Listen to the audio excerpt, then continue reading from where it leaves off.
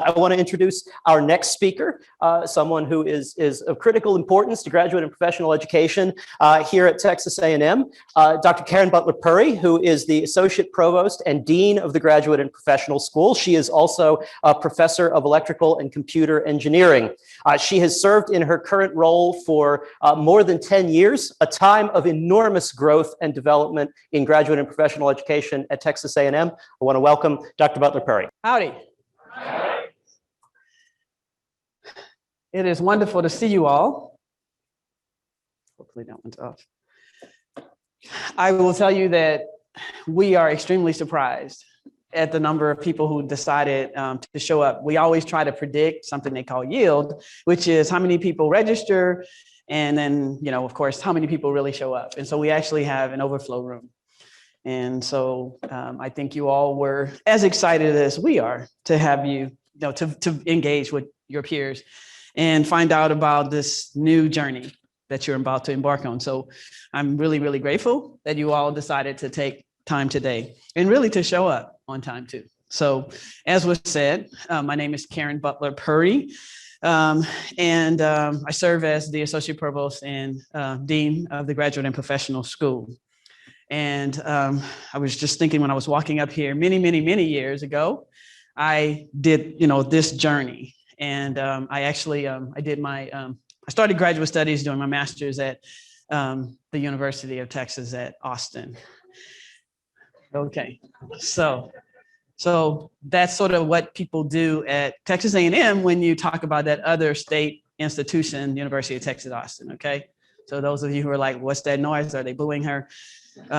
So yes, okay. So yes, I started at that large, and it was a large university. I had come from a small undergraduate, and I was really, really excited about going to graduate school. Had no idea what to expect. Really, really nervous. I had a TA assignment. I don't know how many of you are going to be TAs for the first time. Raise your hand. Yeah.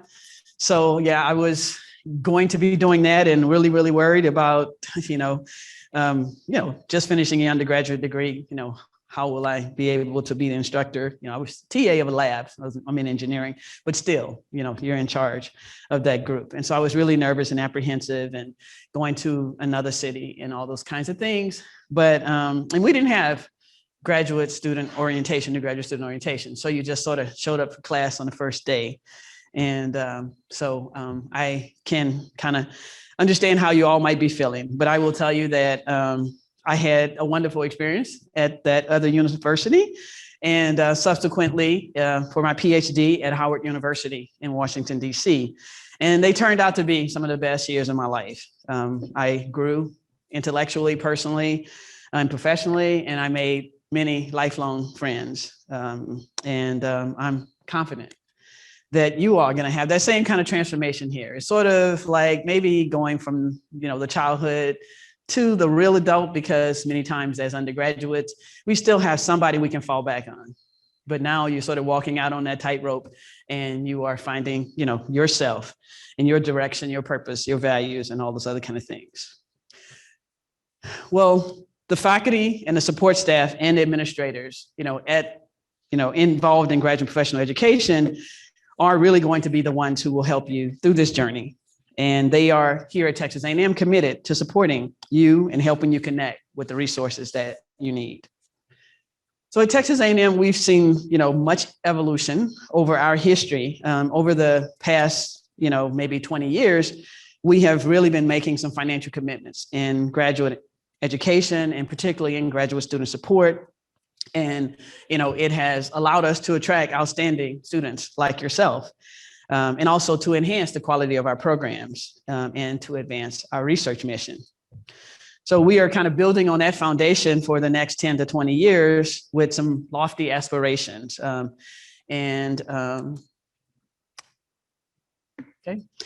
And so I kind of just want to ground you in where we are right now. We actually have over 272 graduate and professional degree programs, including about 18 interdisciplinary graduate programs.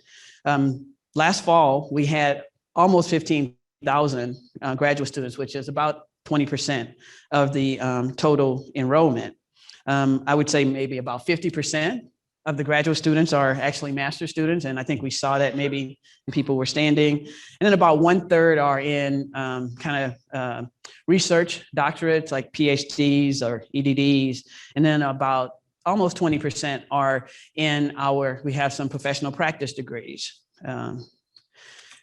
We also maybe 40%, about 40% of the students are female, about 31% international. Last fall, we had international students from over 140 countries. And about 25% are from historically underrepresented minority groups, African-American, Hispanic American, and Native American. So we have really, as you can maybe hear, a very diverse graduate community. And really the graduate community brings a lot of the diversity to this campus. And so there is much opportunity for you to share, your cultural experience. About 95% of our undergraduates come from the state of Texas.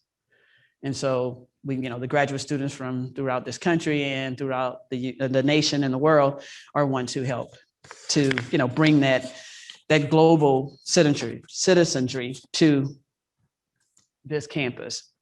We have 3 types of, and I kind of have in quotes types, but 3 kinds of graduate and professional degrees. So we have the coursework only ones. And so that's the master's degree programs that are non-thesis, just coursework. And then we have also the professional masters, like Master of Biotechnology, Master of Architecture. Also, then we have second, I guess, research degrees. So we have doctoral degrees, I mentioned some of those, PhD, EDD, and then we have the thesis option masters, and then professional practice degrees, medical doctor, dentistry, law, veterinary medicine, and pharmacy. So it's really wide spectrum of programs. So I mentioned that really this is sort of a different kind of journey than undergraduate. You probably recall in undergraduate education, you kind of have sort of a defined curriculum. And so you have a set of courses. And if you complete those courses, then you finish your degree. And primarily you interact with faculty in your courses. Some, if you're engaged in undergraduate research, you may have engaged with them as mentors through that. Well, graduate education really, really, really involves this close interaction with students, faculty in the form of advisors and committee chairs and committee members. And there really is sort of this, very close relationship kind of throughout your time here. I like to kind of think about it as an ecosystem, and this sort of is, I don't know, my vision of kind of what the ecosystem looks like. And so, the student is in the center, and then the faculty be the chair, and, perhaps if there's a committee, because some of you will be in programs where there'll just be a chair. But, there must be really sort of this, rich and regular interaction with those individuals. So, your first day, no one's going to give you sort of the curriculum and say, do this, and then come back and talk to you, maybe once a year, and then, you graduate. But really, there should be sort of you regularly engaging with your instructors in your courses, because the courses are not going to be the same. They're going to have these, very, very challenging and open-ending aspects to them. Of course, what you're going to take is not going to be so prescriptive for every student. And so, getting advice from them and stuff like that. And so really there needs to be this regular interaction with that group. And also it kind of requires, professional and ethical engagement. So there has to be trust, and trust comes with ethical behavior, right? And so that's important. And then mutual respect. And so you are really, peers now, right? Because, you've gotten your undergraduate degree, and now you are really sort of, professionals on that way to that. And so there needs to be then that mutual respect. If there is the high quality interaction, then really that sort of helps to make for much success, because then you'll be directed, well, and hopefully developing the kinds of confidence in yourself to then be able to be, successful. So I really, really encourage you to, you have to like own this process now and really, really engage. Faculty are in academia because they wanted to engage with students, and they are really there and waiting to engage with you. So next, just talking a little bit, as I mentioned, there's a lot of different people working kind of behind the scenes. We all kind of, the university sort of came back June 1st, and we all have been working hard to, really prepare for this moment, for the fall, when the students really would come back to the campus. And we really work to support the students. Of course, many of you went through the admissions process, but then also throughout your experience here at Texas A&M and even after you graduate. And so I kind of wanted to just point out a few of the offices that you will interact with, and some that you possibly will based upon, maybe what experiences you engage in. Many of these offices you will either hear from today in sort of some formal presentation, or you will have the opportunity to engage with them at the resource fair during lunch. So kind of looking at this visual, first, I kind of have it divided into, admissions, and then the middle is sort of your experience. So your time here as a student, and then of course the right side, which is where everybody wants to get to, and that is your career. And so after you graduate from Texas A&M. And so in the bottom, we sort of show the graduate and professional school, and then the colleges, the departments, and the programs. And then next, the office of the registrar. And so they actually oversee registration. And so you actually have engaged with them, even though you may not know so, because they take care of course registration. And then also they maintain the calendar, the records, transcripts, and things like that. And then student business services, you also interacted with them because they are the ones who actually are responsible for any type of billing. And all of your billing comes through one form. Those of you who are international, then you have already engaged with International Student Services. Also disability services. And so this unit facilitates access to all that Texas A&M has to offer, for students with disabilities through accommodation coordination. And so this is the office in case you need to, seek accommodations for a course or for something else, then you would essentially reach out to that office and engage with them. They also can do referrals if an evaluation is needed. The next office is critically important counseling and psychological services. And so this is the office that, they provide crisis prevention, but very importantly, they provide mental health education. And so they really are about kind of trying to be the healthiest person that you can be to, help prevent yourself from getting into crisis. And so they do a lot of different types of sessions that really are about that.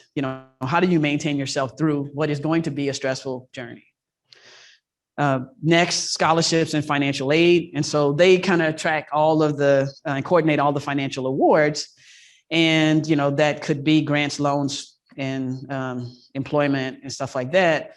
They also have a money education center. And so many times, as you walk into this journey on this tightrope, you are learning how to manage maybe your finances, perhaps for the first time. And so they have a lot of different resources to help with that. I wanted to also point out that this office manages what we call there's some Texas grants. And so there are some grants that are available to Texas residents, to international graduate students, Texas resident graduate students, and also then just U.S. Graduate students through this Aggie grant, and it's money that's just set aside, from tuition, and it's need-based. And so if you are in a situation where you do, have need, I really encourage you to go to then scholarships and financial aid, and you can find out about those.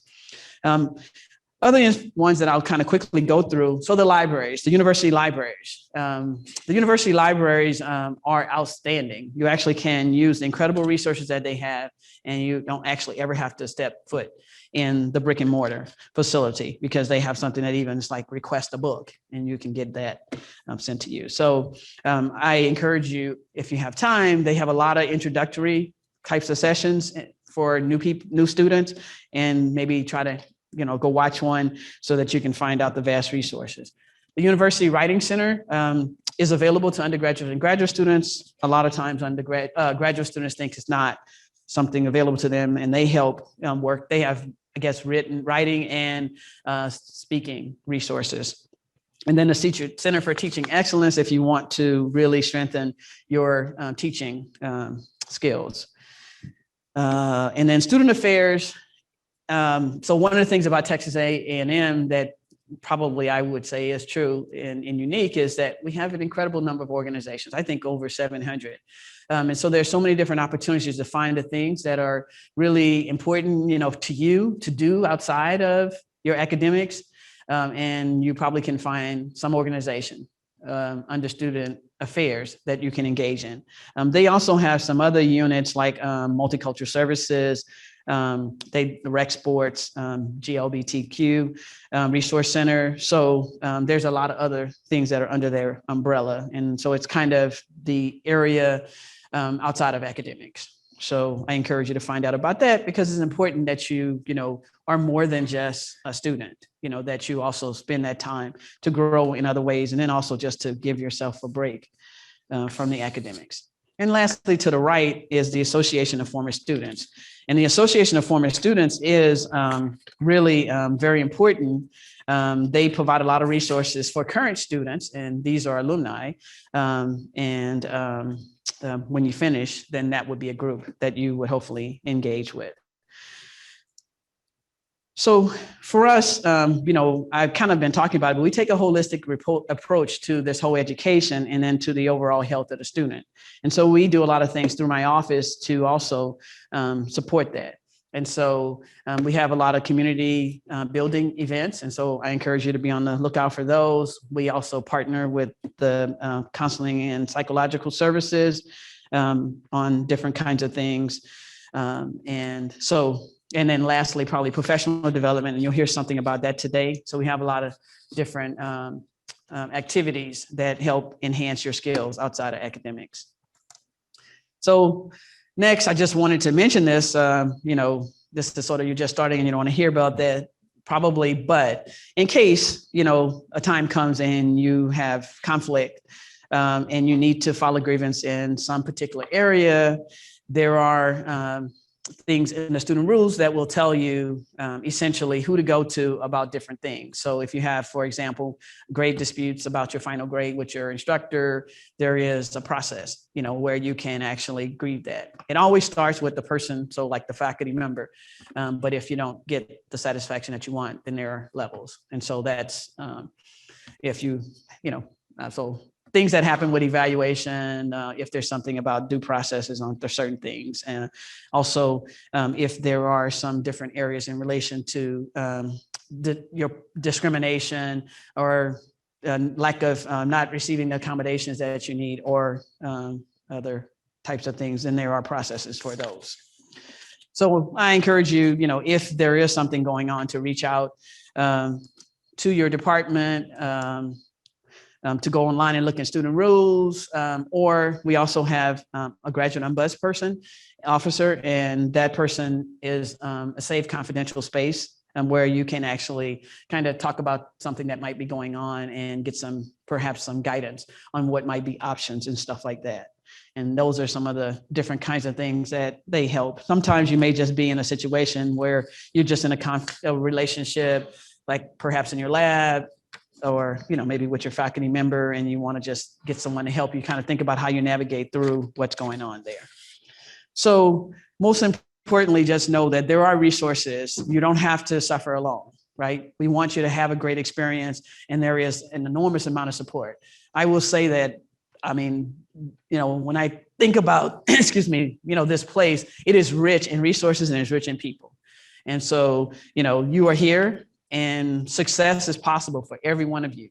And all you have to do is do what you need to do. And then if you need help, reach out and ask someone, and they will help you. So I want to point out that, there is a catalog. It's an electronic catalog that essentially has all the requirements about degree programs and stuff like that. But most importantly, I want to tell you, it's important to kind of bookmark this one because this is kind of like the program that you started under. And even if requirements change for your program, it's the requirements that were in effect when you started that really are applied to you as a student. So, and sometimes you may want to go to it when there's something that you're interested in finding out what the requirements are about something. So I want to kind of just end with, we are really, working to foster a graduate and professional community with the students, the faculty, and the staff. And, we want you to connect to that. And so we are working on a kind of a new website that will have an opportunity, I think, to kind of engage with us more. But even now, you can, engage with our website.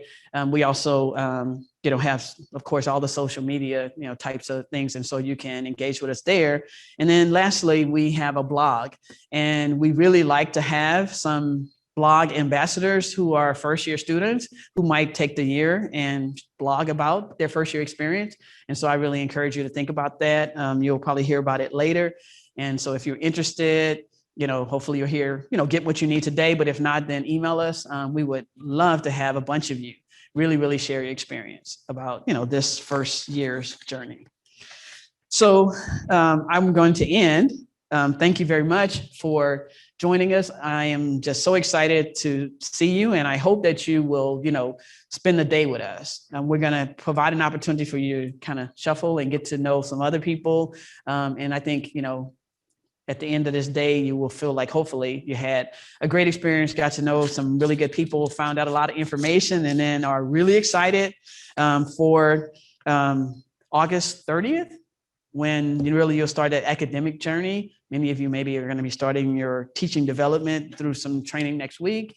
And so have a wonderful experience at Texas A&M. And please do let us know if there's anything we can do to help to make your journey more successful. Thank you.